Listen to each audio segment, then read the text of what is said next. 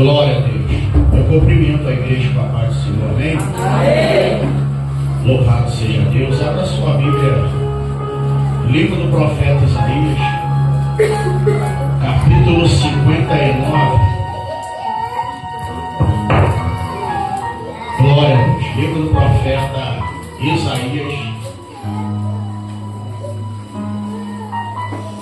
capítulo 59. Para a glória de Deus.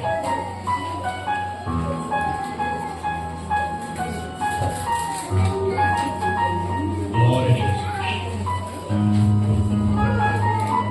Deus seja louvado. Nós vamos ler apenas 2 versículos para poder ganhar tempo. Isaías capítulo 59, versículo de número 5 e 6. Glória a Deus.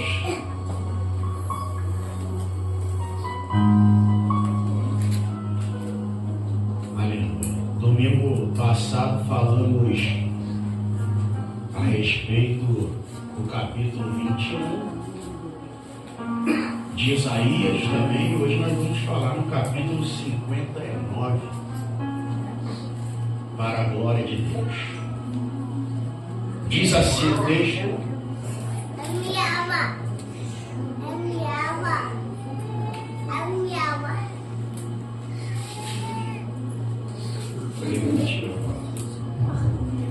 glória a Deus. Vamos lá, capítulo 5 e 6 diz assim: chocam ovos de basilisco e tecem teias de aranha. O que comer dos ovos deles morrerá. Algumas traduções dizem: pisando sai deles víbora. As suas teias não prestam para vestir, nem se poderão cobrir com as suas obras. As suas obras são obras de iniquidade e obra de violência há em suas mãos. Aí eu vou ler o versículo 7, só a parte A, que diz assim: e os seus pés correm para o mal, e você pode se assentar em nome de Jesus. Glória a Deus.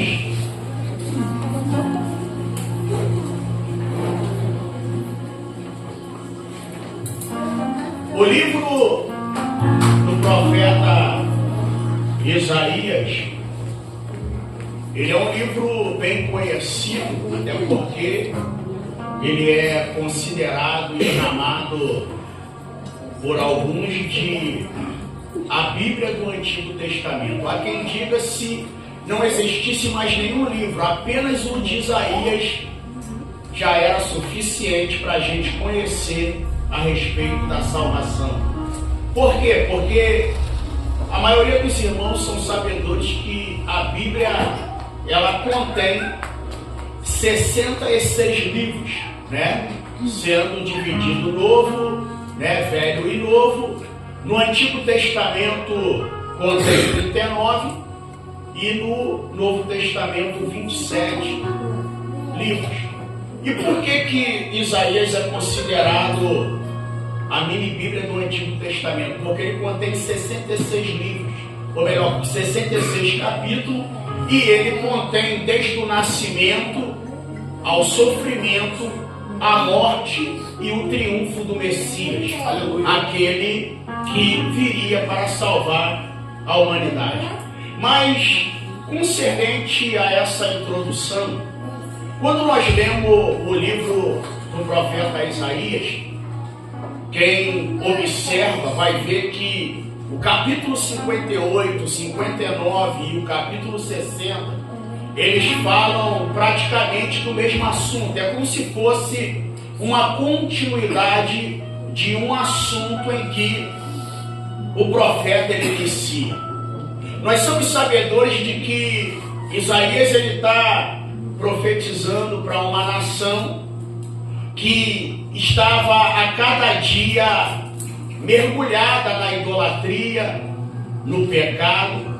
Quando nós lemos o capítulo de número 6, nós vemos na confissão de Isaías, quando ele contempla a glória de Deus, ele fazendo a seguinte questão: meus olhos virão o rei, então eu vou morrer. Aí a Bíblia diz que quando ele contempla, ele vai fazer a seguinte declaração, ele diz: eu habito no meio de um povo de lábios impuros. Aí ele para e reconhece e diz: como eu também sou de impuros lábios. O livro do profeta Isaías, ele começa, como eu disse, no capítulo 58, ele começa com a seguinte expressividade. Deus vira para o profeta e diz: clama em alta voz, não te detenhas, levanta a tua voz como trombeta e anuncia ao meu povo a sua transgressão e à casa de Jacó os seus pecados.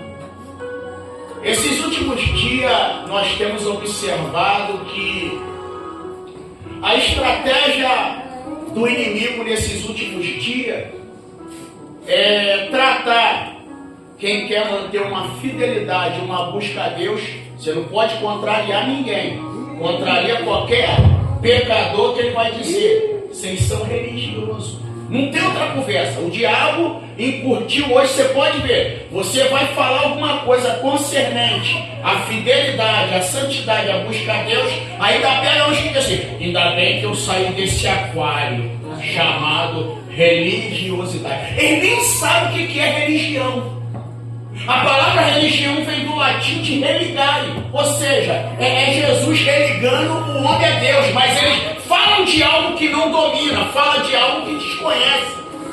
Então eles: não, eu saí desse aquário chamado religião. Eu posso ser fiel a Deus sem jamais pisar numa igreja, porque a igreja sou eu. Outra mentira que o diabo colocou na sua mente: por quê? Ninguém sozinho na igreja. Não, pastor, não, é porque você não leu, você foi naquilo que te falaram. É, pastor, e a pior coisa que tem, o maior engano, é você acreditar em algo que te dizem sem você confirmar se aquilo é verdade. Eu ia falar algo aqui para descontrair, mas deixa eu falar. Tem gente acreditando que vai comer picanha até hoje. Falei. Então escute isso aqui. Pastor, o que é ser igreja? Ser igreja é quando estamos todos reunidos em um lugar aonde foi escolhido para que o nome de Deus seja glorificado. Então o Senhor está dizendo que eu sozinho na minha casa eu não sou igreja. Informo a te falar, não infelizmente, mas felizmente, que você sozinho nunca foi e nunca será igreja. O que eu sou sozinho? O que Paulo disse: nós somos um membro que fazemos parte de um corpo que o cabeça é Cristo. Então esquece, você acreditava nisso, eu saí dessa bolha, eu saí desse aquário chamado religiosidade. Deus não habita em templo feito por mão do homem, Deus habita em mim. Primeiro, Deus ele habita em meio ao seu povo. Pastor, quem habita em mim? Você só é habitação do Espírito Santo com algumas condições. Primeiro, tu tem que aceitar Cristo. Segundo, tem que andar em santidade. Por quê? Porque o Espírito é santo, ele não habita em qualquer casa suja e imunda. Como assim, pastor? Mas vamos lá. Isaías ele começa com a seguinte exclamação: Deus dizendo: clama ao meu povo a sua transgressão e a casa de Jacó os seus pecados. Aí no capítulo 59 ele vai usar a seguinte expressão que a maioria conhece. Deus falando através da boca do profeta, dizendo: eis que a minha mão não está encolhida para que não possa salvar, nem os meus ouvidos agravaram para que não possa ouvir. Então o que ele está dizendo? Ele está dizendo que primeiro, meu irmão, a mão de Deus está sempre disponível. E os ouvidos dele não está gravado, ou seja, não está tapado. Mas no versículo 2 entra a questão do versículo. Por quê? Porque ele diz assim, ó, mas as vossas iniquidades fazem separação, algumas traduções diz divisão entre vós e o vosso Deus, e os vossos pecados cobrem o seu rosto de vós, para que não vos ouça. Oh, glória a Jesus! Aí ele vai continuar descrevendo a iniquidade do povo, até que chega no versículo que nós lemos, 5, 6, e a parte A do 7. Aí ele vai dizer, porque chocam ovo de basilisco. Pastor, o que o profeta está dizendo? Quando eu estava lendo, né? A gente vem meditando, porque graças a Deus eu não prego a mensagem, me deu na telha, eu vou pregar a mensagem hoje. Não, a mensagem já está, alemão, ó. Já está no azeite, já veio, ó. Eu só vou revisando. Então, o profeta vai dizer para o povo, ele vai dizer, vocês estão chocando, na linguagem mais clara, ovos de serpente. Como é que alguém que serve a Deus, porque aqui ele não está falando de ídolo, ele está falando de quem serve a Deus. Como é que alguém que serve a Deus está sendo incubadora de ovos de serpente? Aí eu estava falando com o evangelista Marcelo e com o pastor Paulo Sérgio o seguinte: quando nós lemos o capítulo 3 de Gênesis, quando o homem ali, ele peca, tal, e Deus vai liberar a palavra de juízo para Adão, para Eva, e para a serpente, ele vira para a serpente e diz assim, e eu porém inimizade entre a tua semente e a semente da mulher. É mais ou menos Deus falando assim, ó, não vai ter aliança entre a semente da mulher e a tua semente. Aí agora vem o profeta chamar a atenção do povo de Deus, dizendo como é que pode alguém que serve a Deus estar servindo de incubadora. E outras palavras, para chocar. Aleluia! Descendente dos inimigos. Aleluia! Aí ele não para por aí, sabe o que ele vai dizer? Ele vai dizer assim, ó, porque as suas teias. Quando eu li isso aqui, para quem prega, para quem estuda, isso aqui parafusa a mente. Por quê, pastor? Porque eu não sei se você reparou,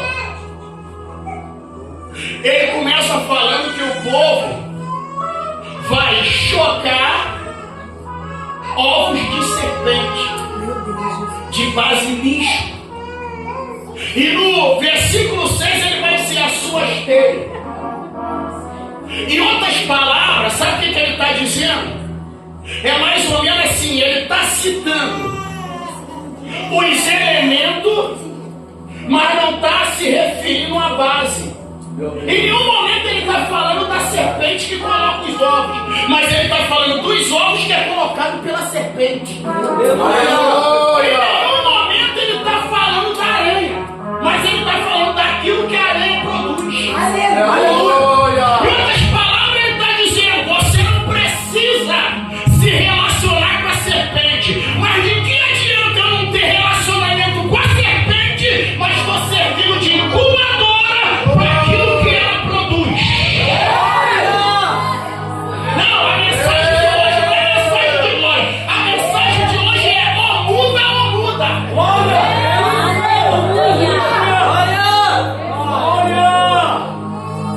Poderoso Deus. Então ele está dizendo, chocam ovo de basilisco. Ou seja, Em nenhum momento, Luiz Maciel, Deus está falando que eles tinham algum relacionamento com a serpente. Mas estão tendo relacionamento com aquilo que ela produz.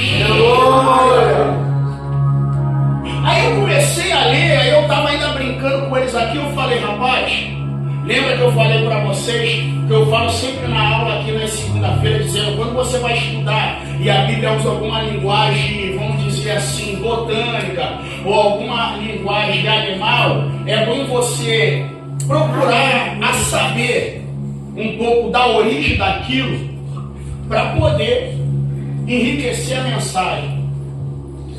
Aí eu estava vendo aqui quanto tempo leva o período de incubação, porque você sabe que, pô, pastor, eu não sabia disso, serpente bota ovo, não é só galinha não.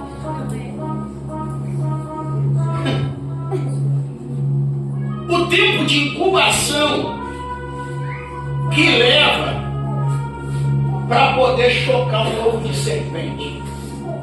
Aí eu estava vendo lá, em média, dependendo da espécie, porque depende da espécie, depende do clima e depende do ambiente. Olha que coisa, depende da espécie, depende do clima e depende do ambiente, para poder determinar o tempo de incubação. Aí eu estava vendo, em média, dependendo da espécie, algumas espécies vão levar 60 dias, que dá aproximadamente 2 meses. Outras espécies vão levar aproximadamente 90 dias. Ou seja, em nenhum momento, pô, pastor, mas 60 dias são 2 meses. Alguém aqui já criou galinha? Alguém já criou galinha? Ou todo mundo que é playboy e foi criado na cidade? Você sabe quantos dias leva para poder chocar um ovo de galinha? 21 dias. Você sabia disso?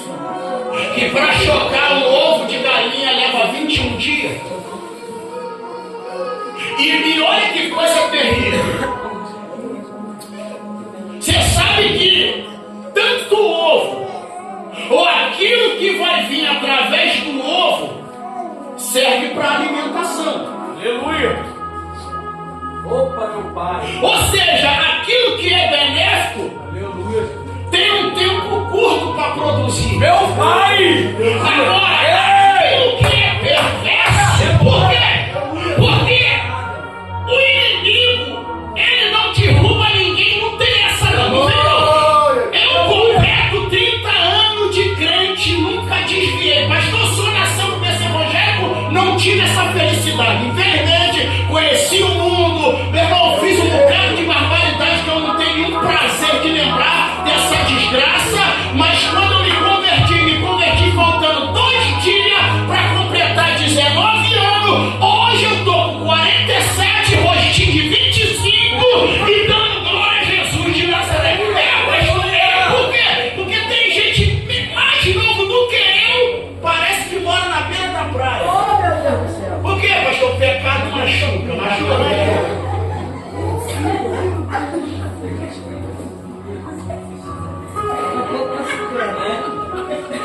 Ô, guarda a maldade, viu? Então, olha qual é a artimanha do inimigo.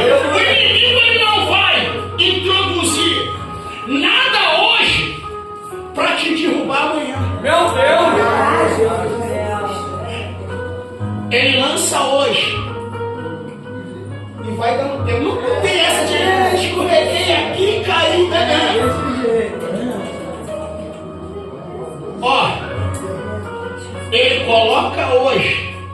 Aí olha isso aqui, eu não sei aqui, eu morei na roça, então eu sempre tive esse problema espiritual, pastor? Sim. Tudo que eu tive a oportunidade de me envolver, eu tinha uma curiosidade e queria conhecer a fundo. Rapidinho aqui, abrindo um parente, não falando mal de religião de ninguém, você é livre para escolher o que você quiser.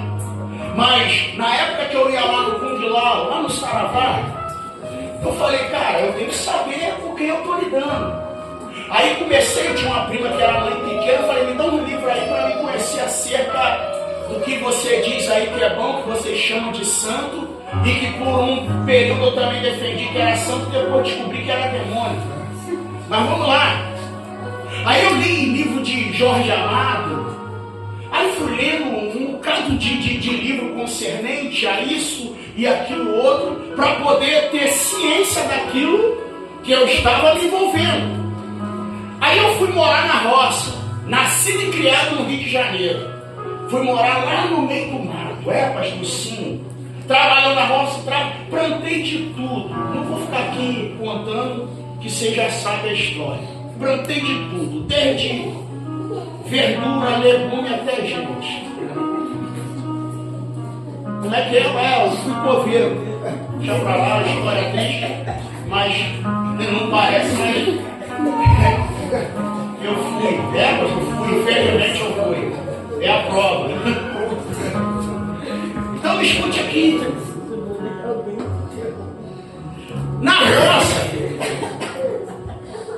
tem um passarinho que eu esqueci o nome dele agora. Eu estava até com o nome dele na cabeça. O que esse passarinho faz? Ele é assim. Um pássaro vai lá, coloca o ovo. Se eles deixar o ninho com o ovo e sair, esse pássaro vai lá e choca. Meu Deus!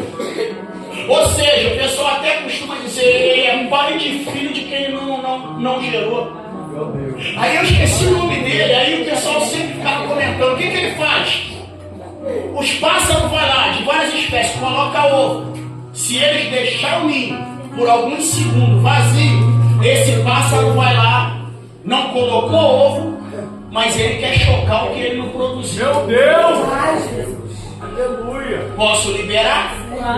Não, olha lá, hein? Posso liberar? Pode! Se é a serpente que coloca ovo, por que você está querendo chocar Meu Deus! aquilo que não foi você que produziu? Meu Deus! Ah, falei que é diminuiu. Meu Deus! Aleluia! Choca um ovo de serpente. Então, como eu falei para você, em média aí, leva, dependendo do tempo, do clima, da espécie e do ambiente. Mas aqui leva mais tempo, mais curto, leva 60 dias, em média 2 meses. Então, olha a questão que o profeta ele está denunciando diante de Deus. Ele está dizendo, o povo está chocando ovo de basilisco. Ou seja, está servindo de incubadora para algo que vai lhe fazer mal lá na frente. Por quê? Porque você lembra que eu falei para você que o ovo de galinha, se você não quiser chocar, você pode comer o ovo. Agora, o ovo da serpente não tem como, ele não presta para comer. E uma coisa aqui é bem séria. Por quê? Porque sabe o que ele vai dizer? Se tentar comer os seus ovos, morrerá. E se pisar para tentar quebrar, o que está ali dentro sai, te pica e também te mata. Aleluia! Aleluia, glória. Olha o cerco que o povo acabou se envolvendo. Mas deixa eu correr aqui. A gente fizemos algumas anotações para poder compartilhar. Então, olha o que se trata. Aí você lembra que eu falei para você que o capítulo 59 começa com o profeta dizendo que a mão do Senhor não está encolhida, nem os seus ouvidos agravados para que não possa ouvir. Então a questão aqui é o seguinte: o problema nunca foi a falta de Deus, o problema aqui foi o pecado do povo. Aleluia. Pastor, como é que é? Sim, por quê? Porque aqui não se tratava de, como algumas pessoas dizem, pecado acidental, até porque pecado não é acidente. Isso aqui fala de um problema, de um pecado estruturado. Por quê, pastor? Porque tudo que eu vou fazer, primeiro parte daqui, ó. Glória a Deus. Primeiro parte da mente. Por quê? Porque havia um sistema invisível de injustiça operando naquele lugar. Pastor, Deus ele ainda age? Sim, ele age. Mas o que faz a mão de Deus não se mover ao meu respeito? Aquilo que faz separação entre mim e ele. Então isso quer dizer que isso acaba criando uma barreira espiritual. Agora, olha que coisa tremenda. Que lições nós aprendemos em relação aos ovos de basilisco ou de serpente? Chocar ovo fala de quê, pastor? Quando ele diz que ele usa essa linguagem figurativa, dizendo que o povo está chocando ovo, isso aqui fala primeiro de alimentar pensamento. Por quê? Porque a Bíblia diz que conforme eu penso, eu desejo. Então o povo está alimentando. Chocar ovos é alimentar pensamento. Por quê? O que isso vai desencadear? Isso quer dizer que eu vou desenvolver pecados escondidos. Aleluia. E o que isso vai gerar? Vai gerar algo que ainda não apareceu, mas está sendo gerado. Por quê? Você não consegue ver o que está dentro do ovo. Aleluia. Mas a gente sabe que o que está sendo chocado ali vai sair de acordo com a espécie. Não tem como o ovo de galinha nascer pato. Não precisa da glória, não. Só ir você pra casa. Com raiva de mim eu já fico feliz, satisfeito e com missão cumprida. Aleluia. Que esse negócio de nossa, pregador, que mensagem, isso tá com nada. Mensagem que faz pregador ser aplaudido, não aplaude nada. Mensagem que faz efeito é aquela que a pessoa sai, nunca mais volto naquele lugar, não gosto mais daquele pastor. É isso aí, é esse tipo de mensagem que faz efeito. Por quê? Porque toda vez que você lembrar que não gostou de mim, você vai ser obrigado a lembrar da mensagem que eu preguei. Glória a Deus. Então escute. Aleluia. Glória a Deus. Chocar é desenvolver pecados escondidos. Por quê? Porque está gerando algo que ainda não apareceu, mas vai nascer. E olha, não tem como, gente, não tem como o ovo de serpente sair coisa boa. Não, pastor, não tem. Por quê?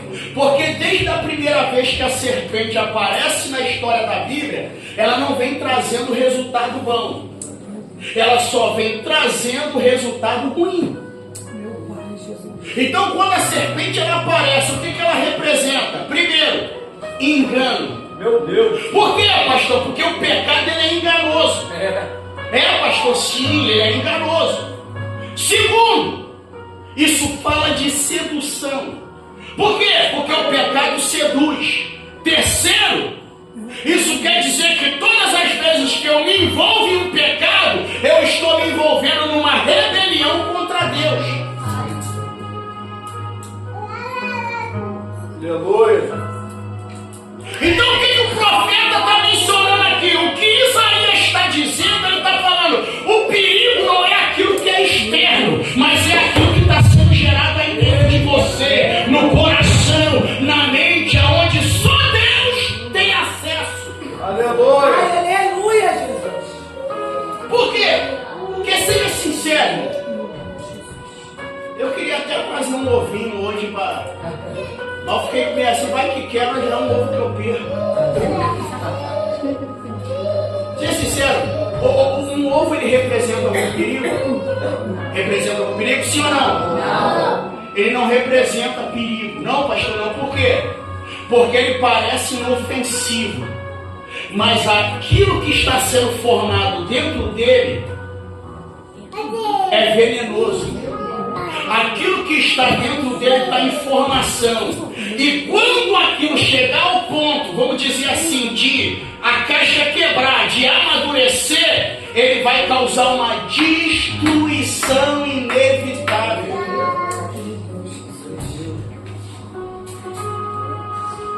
Então o profeta ele está usando a seguinte expressão: chocam o ovo de basilisco. E depois fazem o quê? Tecem teia de aranha que não prestam para vestido. Esses dias, agora, principalmente agora esse período de grande sereno, se você olhar nos matos ou em algumas árvores, você vê lá as teias de aranha formadinhas. E sabe que mais uma vez uma coisa me chama a atenção? É que quando o inseto, cara, tudo isso é questão de observância. Não sei se você já parou para observar, mas eu vou ficar perdendo tempo com isso. É um direito seu. Mas um tempo que você tiver uma oportunidade, você vê um inseto, uma mosca, ela bater numa teia de aranha e agarrar, e aí tiver uma aranha, você observa. A aranha, Roberto, ela não mata a presa quando ela cola na teia. Eu estava observando, eu fiquei parado, tipo assim, viajando. Falei, que interessante, ela não mata. O que ela faz? Ela se aproxima e enrola a vítima ainda mais. Meu Deus! Por quê? Porque o que vai matar a vítima não é o veneno que ela vai inocular, mas é o período que ela vai permanecer presa, envolta naquela teia que ela lançou.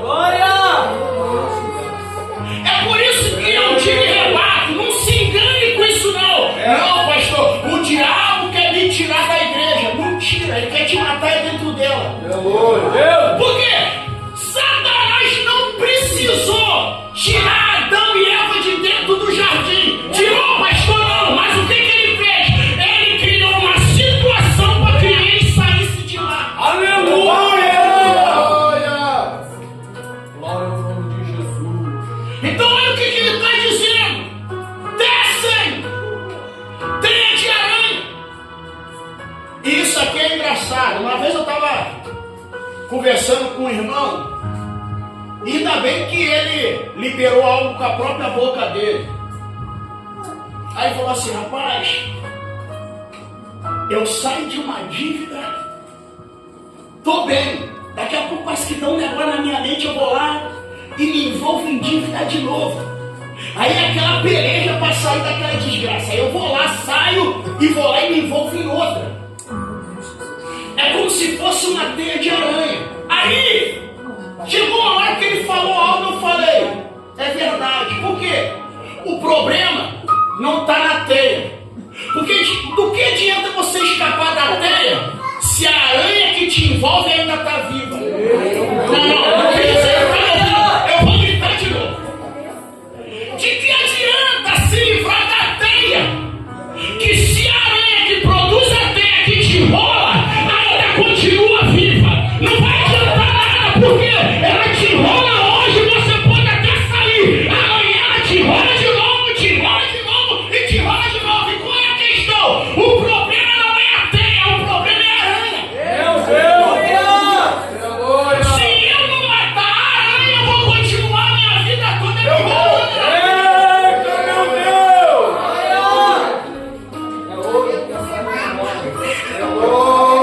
Aleluia!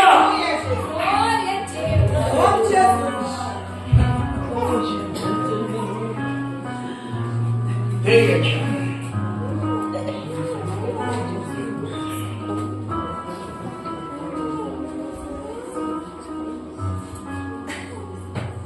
Eu não lembro, eu já emprestei tanto livro que uns voltaram, outros sumiram até hoje.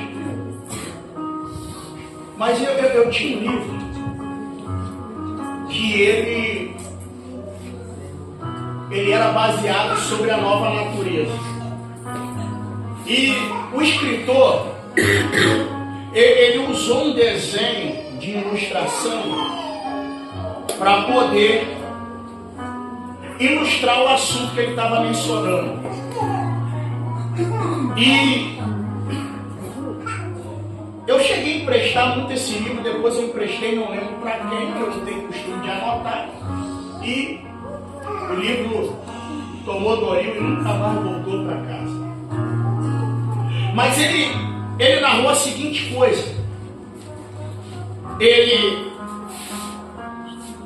descreveu um rebanho, e descreveu um lobo que se sentia ovelha. Aí durante o dia, o lobo andava com a ovelha, caminhava com a ovelha e comia com a ovelha. Só que tinha um problema, missionário na cara do qual, quando chegava a noite, ele saía do meio das ovelhas e ia comer carne. Meu Deus, Jesus. Aí ele saía. Por quê? Porque a sua natureza ainda não havia sido mudada. Eu não acredito. Me desculpe.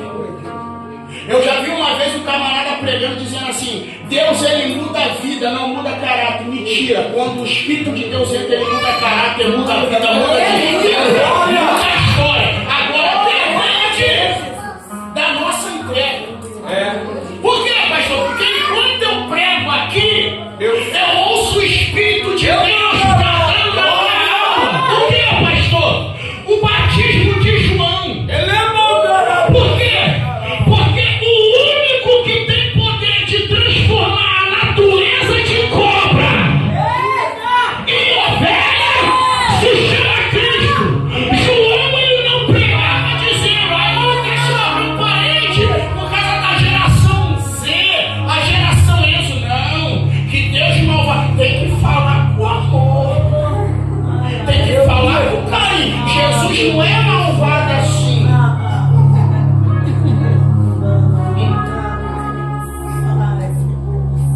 Tem que falar com jeitinho. Eu não gosto de igreja que chega lá, pastor fala que é pecador, que quem não serve a Cristo está na prática do pecado. Vai para onde? Vai para onde? Fala para mim. Se tu prega um trem, se o destino dele é central, meu irmão, ele só não chega na central se ele der problema. Então não tem como mudar a rota. Não adianta querer romantizar o que não tem romance.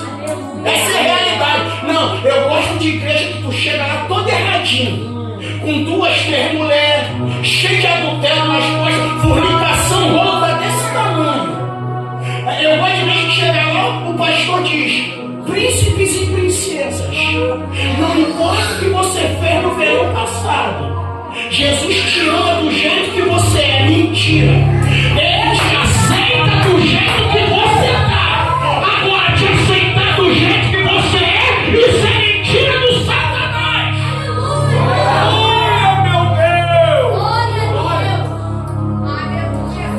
Você imagine hoje João Batista pregando para a geração Z. Que não pode. Tem que saber falar. Príncipe, princesa, ou ponto fraco de Deus. Deus agora tem ponto fraco, sabe isso não? Tá igual Superman, Kryptonita, deixa ele.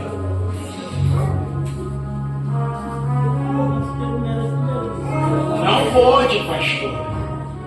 Jesus é manso e humilde, é verdade. Mas é porque você não caiu. Vou falar para você aqui. Sabe qual é o problema de quem quer se defender? É que não conhece e domina o assunto que fala. Eu sempre falo por menino aqui: eu não gosto de assistir jogo, mas eu gosto de jogar bola. Eu não vou nem falar meu time aqui para você não me ajudar em oração no final do jogo. Não vou nem falar. Mas eu vou te falar. Se você perguntar para mim, fala assim: pastor, te dou R$1.000 se tu falar o nome de um jogador do no time lá do senhor. Fala, Vou falar, perdi. Como é que eu vou falar que eu não sei? Eu tenho camisa porque alguém me deu, porque nem comprar eu fui. Entenda bem, eu tenho que desenhar, porque senão você vai falar, pastor, falando que torcer pra time é pecado. Isso aí é criação da tua mente. Eu não falei isso. Então eu sou responsável por aquilo que eu falo, não por aquilo que você entende errado. Tem que desenhar, porque da galera que fala, pastor falou que torcer é pecado. Não, sai pra lá com essa mente doente. Eu não falei que é pecado. Eu estou aqui te descrevendo uma situação. Então, meu irmão, não vem querer colocar palavras na minha boca. Então, eu não sei. Se você perguntar, eu falar, pastor, não sei. Perdi os R$1.000. Por quê? Porque de fato eu não sei. Porque eu gosto de jogar bola, mas não de torcer, de assistir jogo. Eu não gosto, é sério. Nunca gostei. Nem quando eu era ímpio, eu não gostava. Então, mas agora, olha isso aqui. Voltando para a geração Z. Não pode. Jesus é amoroso. Aí, recapitulando o que eu te falei, essa turma que usa esse argumento, eles não conhecem nada. Então, o que eu sempre falo para os meninos, quando eu vejo eles falando de futebol, fulano vai contratar fulano, porque fulano foi campeão em tal ano, eu falo assim, cara, eu não vou participar da conversa. Por quê? Porque eu não vou me intrometer num assunto que eu não domino. Então, meu irmão, eu não vou falar de futebol agora, de Bíblia eu domino. Então, não entra não. Não entra não, que é curada. Aí tem gente que não domina nada. Igual uma vez eu fui cortar o cabelo, pra você ver, o cara pegou e falou, chegou cheio de bronca, todo bombadão, naquele motão, aquelas rondas que vai fazendo uma zoada aqui mesmo, olhando lá e já perdeu, escuta o barulho aqui. Aí chegou no barbeiro, eu tô lá, aí o varão tá cortando o cabelo, falou, e aí, pastor tal, aí caramba, que não sei o quê. Esses crentes bobos, tal, que não sei o que lá. Nem eu que não vou para a igreja eu conheço de Bíblia. Aí eu estou conversando com ele e falei, você é um verdadeiro fariseu, por isso que eu gosto de você. Ele começou a rir e falou, é verdade.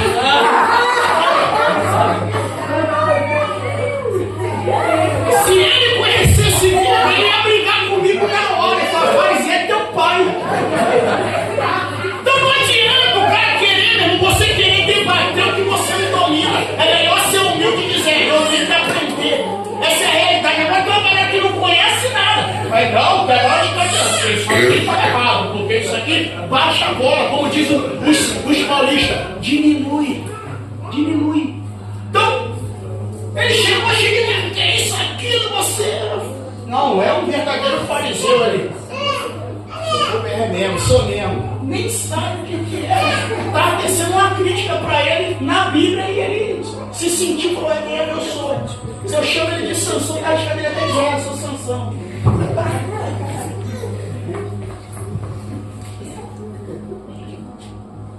Então escute isso aqui. O problema é que hoje em dia a gente caminha por um caminho perigoso. Por quê, pastor? Porque isso já foi alertado há muitos anos atrás. Os nossos pais na fé, eles não cansaram de falar que chegaria um dia que iriam anunciar um homem sem pecado e um Deus sem ira. E é o que está acontecendo. Eles estão anunciando um homem sem pecado e um Deus sem ira. Só que, pastor, mas Deus é amor, é verdade. Só que o amor de Deus, ele anda casado com a justiça. Aleluia!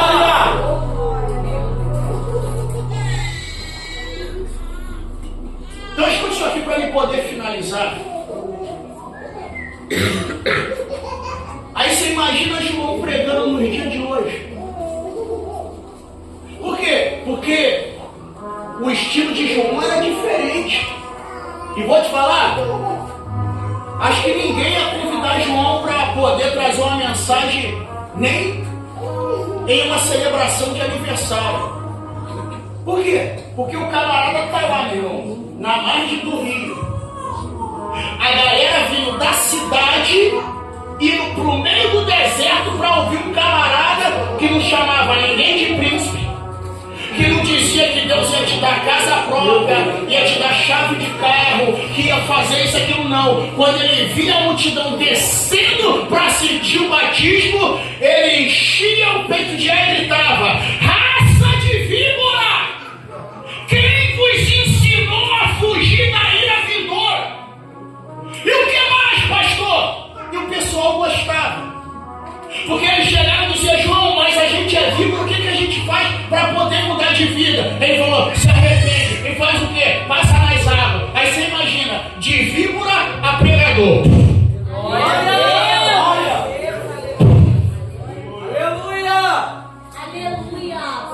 Aí um dia o exército romano foi lá assistir ele pregar, alguns soldados. Vamos ver quem é esse pregador meio doido aí que o pessoal está falando. Quando eles chegaram lá achando que João ia amaciar, porque o camarada era da guarda imperial, top de elite do exército de Roma, na época ele virou e falou assim: ó, se contente com o soco de vocês, irmão.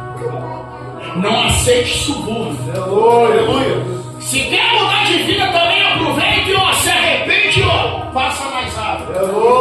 Aí hoje é diferente. E é bom que está sendo gravado. Eu não sei se isso é verdade, mas se for, você vai ver o que eu vou fazer. Um camarada chegou para mim e falou assim: pastor, eu estou querendo convidar o prefeito de Queimados para ir no culto aí. Eu falei: rapaz, se tu tem a sua vida dele, não convide. Como é que é, pastor? Está sendo filmado ali. Eu falei: não convide. Por quê? Eu cresci com ele, sou nascido não, mas eu sou criado em frente ao campo do Jorgeiro. O irmão do prefeito jogou bola comigo. Ele jogou bola antes de ser prefeito, antes de ser pastor, ser qualquer coisa. Ali a diferença é pouca de uma rua para outra. Ele falou: pastor, eu vou levar o prefeito lá. Escuta o que eu estou te falando. Se isso se cumprir, eu não apareço no culto. Pastor, por que o senhor não aparece, pastor? Porque entenda bem, como eu digo aqui, culto de ação de graça, você tem liberdade para convidar quem você quiser. No entanto, quando eu entrar no culto aqui, Fabrício me ligou desesperado: pastor, apareceu um levita aqui. O que eu faço, pastor? O levita apareceu aqui. Eu falei: varão, se ele foi convidado de quem está oferecendo o culto, você não pode fazer nada. Dê oportunidade. Agora, um culto oficial da igreja a gente não dá, porque, meu irmão, a gente segue a Bíblia, não é exceção, mas a gente segue a Bíblia. Então, Deus não faz acepção para salvar. Ele salva quem se arrepender, bandido, seja o que for. Mas agora, meu irmão, existem princípios. Se um dia eu fui lá em Paracambi, aí fui procurar um lugar para poder estacionar, só achei estacionamento lá no fórum, que é um pouquinho distante do centro, pouca coisa. Aí tu pega aquele retão, passa em frente ao colégio, lá na frente tu vira à direita, é o fórum e a delegacia aqui. Aí eu parei o carro lá na vaga, tinha a vaga, parei, desci, tranquei o carro e tô voltando andando. Aí passei, tinha um pessoal sentado no fórum, aí eu dei boa tarde, usando lógico a educação, boa tarde, vou. Aí estava escrito assim: ó, é proibido entrar de mini saia, de blusinha de alça e de chinelo. Não estou falando em questão de... Aí eu falo para você, se para se apresentar diante do homem tem regra, por que quando eu aceito a Cristo eu tenho que fazer o que eu quero? Aí para Cristo é religiosidade, é querer cuspir santidade. E vou dizer ainda mais, de dia tiraram foto, passaram lá embaixo, tiraram foto lá no terreiro do Kung Lao, é proibido entrar, foi dando a descrição. Se até no território do inimigo existe postura, por que é para Deus ou tem que fazer de qualquer maneira? Eu estou falando para quem serve. Então, a gente tem que parar com isso, porque tudo virou religiosidade. Os religiosos. Então tá bom, é melhor ser um religioso que vai para o céu do que um libertino que vai para o inferno. Então escuta isso aqui. Aí o camarada falou: pastor, vou levar o homem lá. Eu falei: varão, por mim, sério, não estou desfazendo de ninguém. A gente lida com todo mundo, mas a gente não pode confundir púlpito com picadeiro. Palanque é para político, púlpito é para crente pregador. Aleluia. Pastor, sim, quem me acompanha aqui sabe. Já um monte de gente vem me pedir apoio, eu falo, eu posso te apoiar, mas esquece de fazer discurso na igreja. Pode levantar qualquer um aí e me desmentir se eu estiver desmentindo. Pode levantar, igual o casamento, levanta e fala, pastor, o senhor é mentiroso. Não, meu irmão. Lugar de político é no palanque, lugar de púlpito é profeta, pregador, pastor e criador. Aleluia. O problema é que a gente está confundindo as coisas. Aí quer botar lá, não, pastor, mas o homem é autoridade, meu irmão. Então, botar o líder do PCC, se ele aparecer aí, ele é autoridade, pô. Dá o microfone para Fernandinho Beramar ir lá e pegar e falar, meus amados, eu sou pelo amor de Deus.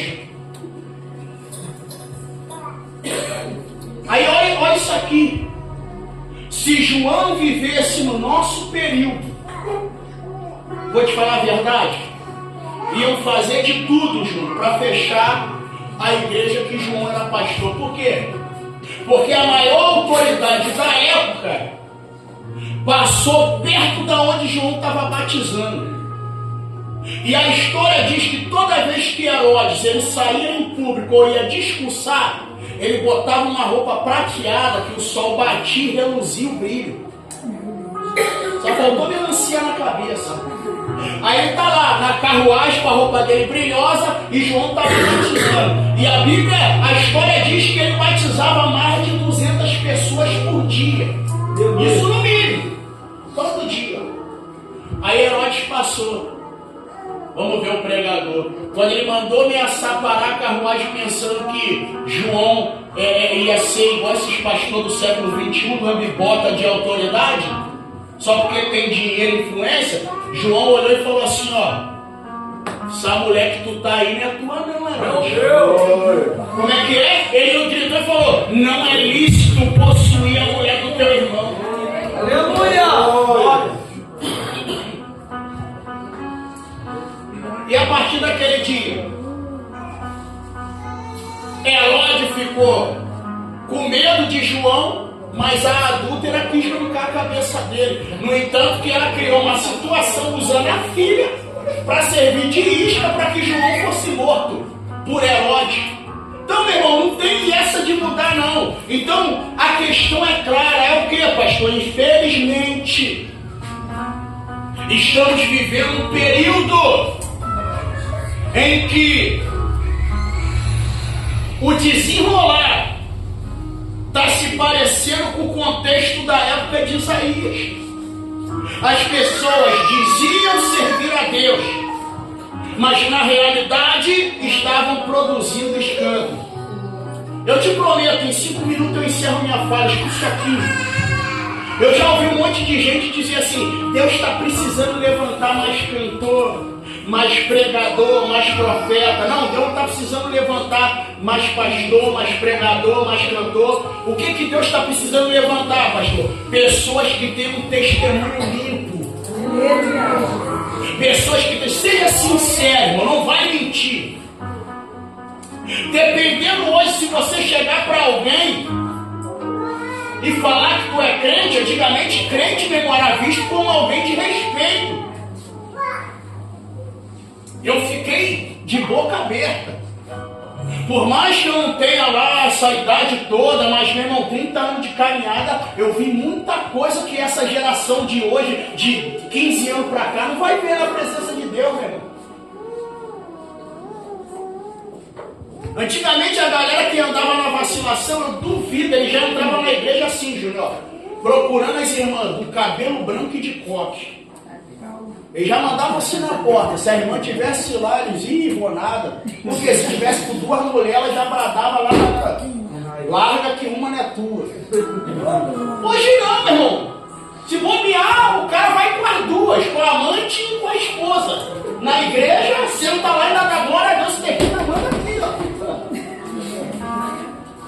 Infelizmente, a coisa, ela está tomando um rumo diferente. Pastor, por que Deus mudou? Não, não é Deus que mudou, são as pessoas que estão perdendo o temor a Deus.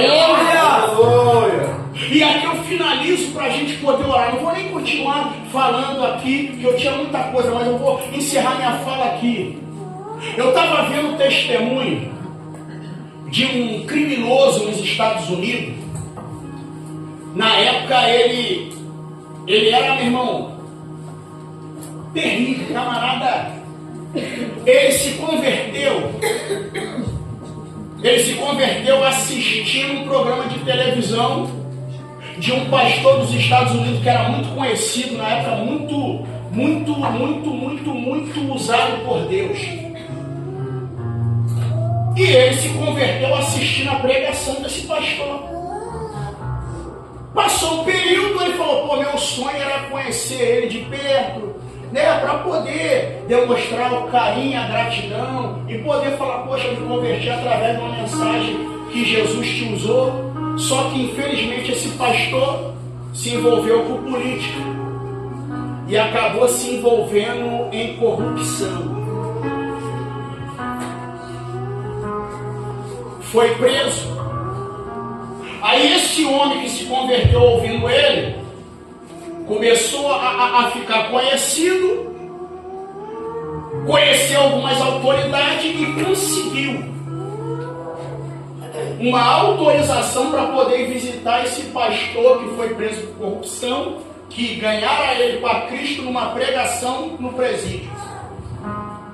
Se você for lá no São Simão agora e perguntar lá aquela galera que está na boca de fumo, está lá usando droga, perguntar assim, vocês amam a Deus? Sabe o que eles vão falar?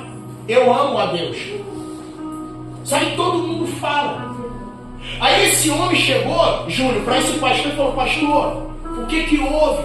O senhor é uma inspiração para mim, me converti, ouvi o senhor pregar, e agora o senhor está aqui preso por causa de corrupção. O que houve? O senhor não ama mais a Jesus, não ama mais a Deus?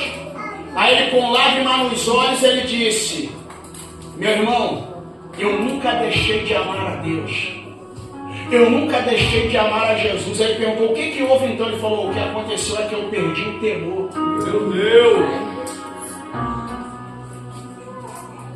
Por isso que Provérbio diz, o temor do Senhor é o princípio da sabedoria. Aleluia! Você pode chegar para qualquer irmão pecador, ele vai dizer, eu amo Deus, vai dizer que Deus é o Pai dele, e eu amo Jesus. Mas pastor, mas por que leva a vida que leva? Porque já perdeu o temor a Deus há muito tempo.